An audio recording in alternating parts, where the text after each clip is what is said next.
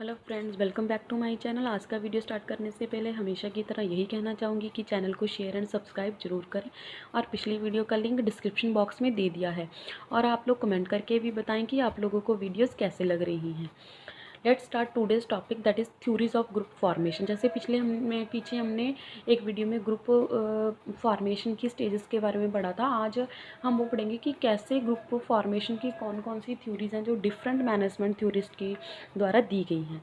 देखते हैं जी, 4 थ्योरीज दी गई हैं: propinquity theory, humans interaction, balance theory and exchange theory.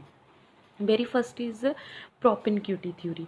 The term propinquity means nearness. The theory states that individuals affiliate with one another because of spatial और geographical proximity. इसका क्या मतलब है? नियरनेस के अकॉर्डिंग है जी। इसमें हम एक दूसरे की तरफ जो हमारी एफिलिएशन है, चाहे वो हमारी जियोग्राफिकल प्रॉक्सिमिटी हो या फिर हमारा कोई ऑर्गेनाइजेशनल, हम एक दूसरे के साथ अच्छा काम कर रहे हैं, मतलब हमारी एक दूसरे के साथ कितनी नज़दीकियाँ हैं। Thus in organizational context individual working together tend to form a group with the others more easily as compared to individual working relatively at a different place. इसमें क्या है, जब हम इकट्ठे काम करते हैं तो ज़्यादा हमारा बन जाता है रिलेशन अच्छा है एज़ कम्पेयर टू कि हम एक अलग अलग ऑर्गेनाइजेशन में काम कर रहे हैं। Humans interaction theory. This theory is given by George C. Hohmann. Theory is based on activity, interaction, sentiments. These are related to one another. ये थ्योरी जॉर्ज सी हॉमन ने दी थी, इसलिए उस थ्योरी का नाम ह्यूमन्स इंटरेक्शन थ्योरी बन गया। उन्होंने इस थ्योरी में मेन बेस इंटरेक्शन और सेंटिमेंट्स को लिया था। जो उनका कहना था कि मेंबर्स एक दूसरे से कैसे रिलेट करते हैं। The members of a group share activities, interact with one another, not just because of physical proximity but also to accomplish group goal. वो ये नहीं कहते थे कि जैसे पिछली थ्योरी में हमने पढ़ा कि जियोग्राफिकल फिजिकल वो कितने नज़दीक है एक दूसरे के। उनका मतलब ये था कि हमारे सेंटिमेंट कैसे जुड़े हुए हैं और ऑर्गेनाइजेशन के एक गोल को अचीव करने के लिए हम आपस में कैसे जुड़े हुए हैं। But also to accomplish group goals, the key elements in interaction because of which they develop common sentiments for one another. इसमें हमारी इंटरेक्शन मेन बेसिस यही था कि हमारा कॉमन सेंटिमेंट्स और गोल, कॉमन गोल कैसे हैं हमारे। जैसे उन्होंने एक ये डायग्राम दिया था उन्होंने, activities, interaction and sentiments. Scott observes that interaction is not only helps in obtaining goals but also to solve problems, facilitate coordination, reduce tension and achieve a balance. Scott एक मैनेजमेंट थ्योरिस्ट है। उन्होंने कहा था सिर्फ interaction और sentiments हैं जो सिर्फ गोल अटेन करने में हेल्प नहीं करते। इसके लिए प्रॉब्लम सॉल्व, इतने में ही सिर्फ प्रॉब्लम सॉल्व नहीं होती, हम कैसे कोऑर्डिनेशन बनाते हैं, कैसे टेंशन को रिड्यूस करते हैं और कैसे एक बैलेंस क्रिएट करते हैं। नेक्स्ट थ्योरी है balance theory. Balance theory of group formation propounded by Theodore Newcomb. ये थ्योरी थियोडर न्यूकॉम ने दी थी.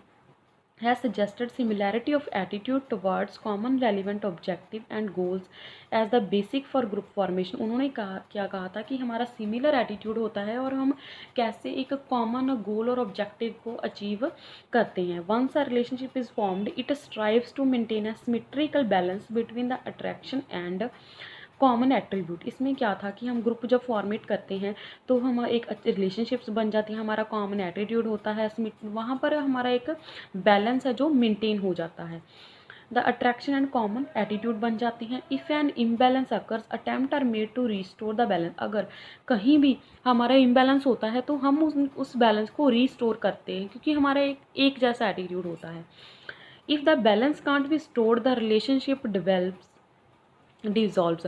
अगर हम वहाँ पर बैलेंस क्रिएट नहीं कर पाते तो हमारा जो ग्रुप है वहाँ पर ग्रुप डिज़ॉल्व हो जाता है. जैसे individual A, individual B and individual C 3 दिए हैं. यहाँ पर इनका सिमिलर एटीट्यूड है जिसकी वजह से हम इनका एक बैलेंस बन जाता है. ये हमें क्या दिखाता है, तो authority, work life style, politics, religious, इनके सब आइडिया सेम होंगे, सेम एटीट्यूड होगा जिसके कारण इनका ग्रुप में एक अच्छा बैलेंस बना रहेगा. लास्ट हमारी थ्योरी है exchange theory. Exchange theory derived its clue from social exchange theory, which says that people involved in social exchange on the basis of perceived reward cost relationship in a particular relationship. Theory of group formation suggests that an individual will join a group on the basis of the outcome of reward and cost. इसमें क्या था कि हमारा group जो बनता है वो social exchange पर बनता है। इसमें हम जो भी किसी को देते हैं उसके बदले में हमें कुछ मिलता है। इसमें क्या था, जो हम एक इनपुट देंगे वहाँ पर हमें एक आउटपुट मिलेगी। रिवार्ड एंड कॉस्ट जैसे हम कह सकते हैं, कॉस्ट बेनिफिट कह सकते हैं। Reward for joining a group is in the form of gratifying the needs, while cost in the form of anxiety, frustration, embarrassment and fatigue। इसमें क्या था कि हम किसी भी ग्रुप को ज्वाइन करते हैं तो हमें tension, anxiety, frustration, embarrassment as a cost देनी पड़ेगी। जो हमें रिवार्ड मिलेगा वो क्या था, हमें जो भी वहाँ पर एक ग्रेटिफिकेशन मिलेगा, एक रिवार्ड मिलेगा, वो हमारी आउटकम होगी। This is all about of theories of group formation. I hope आप लोगों को सभी वीडियोज़ पसंद आ रही हैं और आपके टॉपिक हैं जो अच्छे से क्लियर हो रहे हैं। मेरी हमेशा यही कोशिश रहेगी कि मैं आपको नए नए टॉपिक्स के को क्लियर करूं और इस सब्जेक्ट को जल्दी से जल्दी कंप्लीट करूं। मिलते हैं एक नई वीडियो के साथ। Till then take care, bye, okay, thank you, keep watching, keep learning, stay tuned.